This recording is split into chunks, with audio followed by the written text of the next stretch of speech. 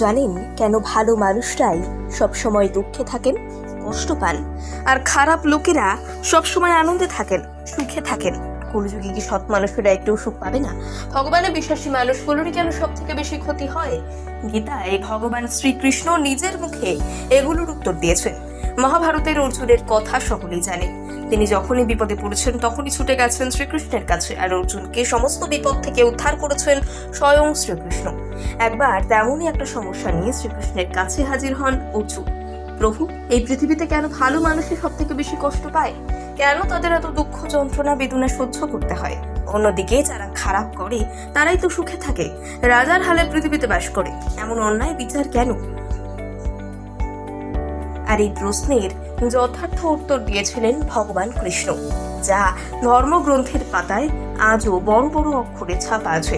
শ্রীকৃষ্ণের বাণী আজও মানুষের জীবনে চলার পথে ভীষণ কার্যকর।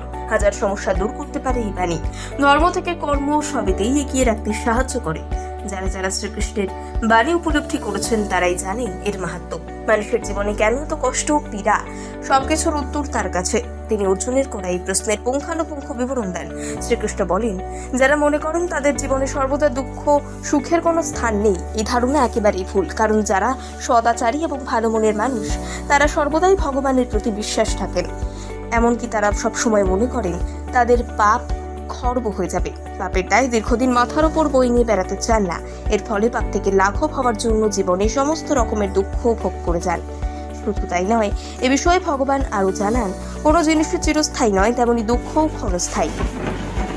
সৎ ব্যক্তিরা একবারেই দুঃখ কষ্ট সহ্য করে নিতে পারলে তাদের চেয়ে সুখী আর কেউ হয় না। এখন এটা নির্ভর করছে আপনি কোন পথ বেছে নেবেন। খারাপ পথ বাছলে অবশ্যই এর ফল ভোগ করতে হবে, কারণ খারাপের ফল সর্বদাই খারাপ হয়। আর ন্যায়ের পথে হাঁটলে সেই পথ সংকীর্ণ হলেও সর্বদা ভালো ফল দেয়। তাই ভালো মানুষের জীবনে এত কষ্ট। আর এই প্রশ্নের উত্তর শুনেই অর্জুন উপলব্ধি করেন যে এই জীবনে সৎ মানুষ কেন এত দুঃখী। এমনকি গীতায় শ্রীকৃষ্ণের বাণী হিসেবে বলা আছে, যে যেটার যোগ্য সে সেটাই পায়।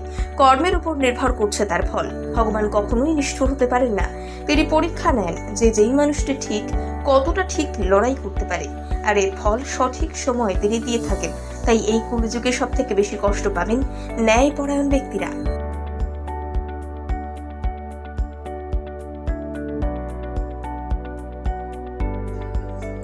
জানেন কেন ভালো মানুষরাই সবসময় দুঃখে থাকেন, কষ্ট পান, আর খারাপ লোকেরা সবসময় আনন্দে থাকেন, সুখে থাকেন? কলিযুগে কি সৎ মানুষেরা একটু সুখ পাবে না? ভগবানের বিশ্বাসী মানুষগুলোরই কেন সব থেকে বেশি ক্ষতি হয়? গীতায় ভগবান শ্রীকৃষ্ণ নিজের মুখে এগুলোর উত্তর দিয়েছেন।